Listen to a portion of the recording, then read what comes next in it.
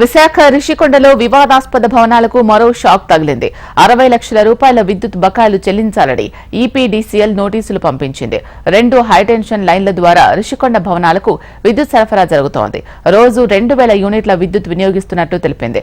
గతేడాది నవంబర్ నుంచి విద్యుత్ బిల్లులు చెల్లించని కారణంగా నోటీసులు పంపించినట్లు స్పష్టం చేసింది. రిషికొండ భవనాలు ప్రస్తుత ప్రభుత్వం స్వాధీనం చేసుకునే వరకు నిర్మాణ సంస్థతే బాధ్యత అంటోంది ఏపీ టూరిజం. రైట్, ఇదే అంశానికి సంబంధించి మరిన్ని అప్డేట్స్ అందించడానికి మా ప్రతినిధి అనురాధ సిద్ధంగా ఉన్నారు. అనురాధ, చెప్పండి డీటెయిల్స్. షాక్ తగిలిందని చెప్పాలి. ఎందుకనంటే గత కొంతకాలం నుంచి కూడా చాలా వార్తల్లో నిలిచిన అంశం ఇది రిషికొండ భవనాల సముదాయం అనేది. అయితే ప్రస్తుతం ఆ భవనాల్లో విద్యుత్ వినియోగం అన్న దానికి సంబంధించి ఆ విద్యుత్ బిల్లులు కట్టట్లేదని ఈపీడీసీఎల్ వాళ్ళకు ఒక నోటీసును కూడా జారీ చేసినట్లుగా కీలక సమాచారం అయితే ప్రస్తుతం బయటకు వచ్చింది. అయితే ఈ నోటీసులకు సంబంధించి 60 లక్షల రూపాయల వరకు విద్యుత్ బకాయిలు వాళ్ళు ఉన్నారు.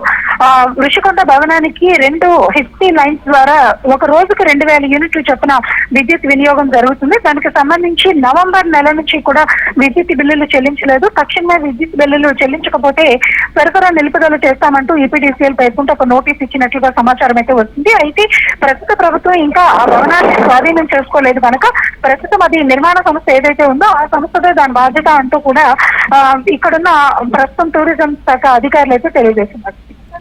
దీనికి సంబంధించి వివాదంగా మరి ఉండే అవకాశం అయితే కనిపిస్తుంది. చూడాలి మరి దీని మీద అధికారులు ఎలా స్పందిస్తారు. ఒకవేళ బిల్లుల బకాయిలు చెల్లించకపోతే విద్యుత్ నిలుపుదల చేస్తారా, లేకపోతే తదుపరి చర్యల కోసం ఇంకేదైనా చర్చలు కొనసాగిస్తారా అన్న దాని మీద మాత్రం ఇప్పుడు ప్రస్తుతం ఒక ఆసక్తికరంగా అది నెలకొంది. చూడాలి మరి ప్రభుత్వం ఎలాంటి నిర్ణయాలు తీసుకుంటుంది, టూరిజం శాఖ అధికారులకి ఎలాంటి ఆదేశాలు జారీ చేస్తుంది అన్న దాని మీద ఉత్కంఠత అయితే కొనసాగుతూ ఉంది. షీలా, మరి దీనికి సంబంధించి ఆ నిర్మాణ సంస్థ స్పందన ఎలా ఉంది?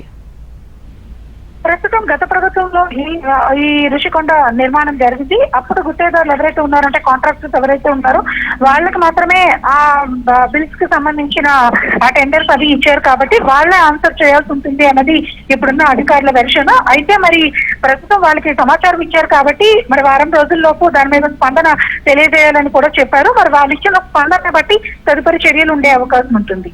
Right, thank you Anuradha.